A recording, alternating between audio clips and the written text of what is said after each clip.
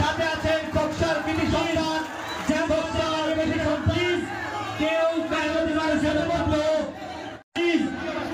আমাদের যারা বিশেষ অতিথি ছাড়া সবাই বিশেষ অতিথি আছেন। আমি প্রথমেই বলবো আমার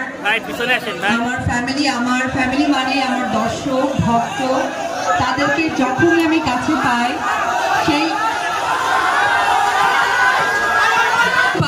একটু ভাইয়া আমরা একটা কথা শুনি, কারণ সেই ঢাকা থেকে 7 ঘন্টা জার্নি করে এসেছি শুধুমাত্র আপনাদের সাথে কথা বলবো, আপনাদেরকে দেখবো। এতদিন কাজ করেছি, আগামীতে কাজ করব, কারণ আমি শিল্পী, আমার পরিচয় আমি শিল্পী। সেই শিল্পীর পরিচয় দর্শকদের কাছাকাছি আসা, দর্শকদের ভালোবাসা পাওয়া। ধন্যবাদ জানাবো। আমি শুনলাম আপনারা ঠিক 12টা থেকে এখনো পর্যন্ত বসে আছেন, বাইরে প্রচন্ড গরম।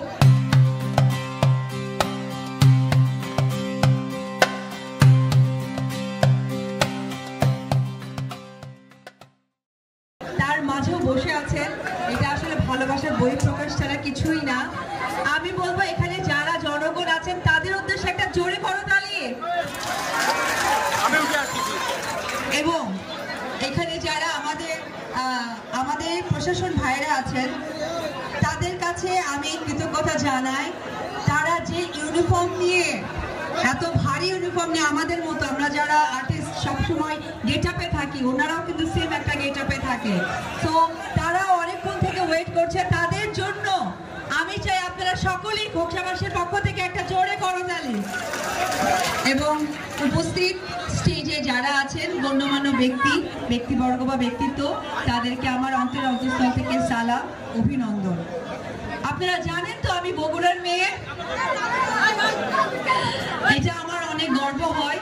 আসলে আমি বাংলাদেশের মেয়ে, তারপরে আমার এলাকা বগুড়ার।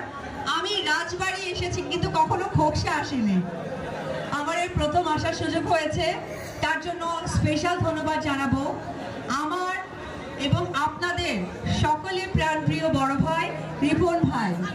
এবং রিপন ভাইয়ের জন্য একটা করতালি চাই।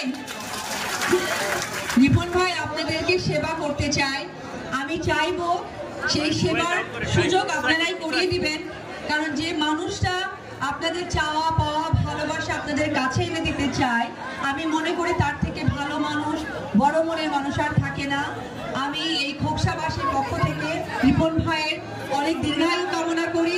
রিপন ভাই ভালো থাকুক, সুস্থ থাকুক, এবং আপনারা যে আশা, যে ভালোবাসা দিয়ে তাকে যে সাপোর্ট দিয়ে যাচ্ছে, এই সাপোর্টের লক্ষ্য যেন অবশ্যই পূরণ করতে পারে। সবাই ভালো থাকবেন, আর পাশাপাশি বাংলা চলচ্চিত্রের সাথেই থাকবেন। আসসালামু আলাইকুম। সেখানে সেই শুটিং করতে গিয়ে প্রথম অপু বিশ্বাসের সাথে আমার গানের শুটিং দিয়ে মানে প্রথম দিন শুরু হবে। সো ওই দিন কাজ করতে গিয়ে আমার কাছে মনে হয় যে এর আগে অনেকগুলো ছবি একসাথে করেছি। সো এই কথাটা বলার রিজন হচ্ছে অনেক কোঅপারেটিভ, এবং অপুকে আমার মনে হয় যে যারা আরো অনেকদিন ধরে চেনে তারা সবাই জানবে যে ও আসলে কতটুকু ভালো মানুষ এবং কতটুকু হাস্যোজ্জ্বল। সো আমি রিপন এবং অপু বিশ্বাস আসতে আমাদের সাথে আরো একজন ছিল, আমাদের কাদ্রি। তো কাদ্রিকে খুঁজে পাওয়া যাচ্ছে না। কোনো সহৃদয় ব্যক্তি যদি কাদ্রির খোঁজ পেয়ে থাকেন, প্লিজ আমাদেরকে এই ঠিকানায় যোগাযোগ করবেন। ঠিকানা হচ্ছে পাইলট হাই স্কুল মাঠে।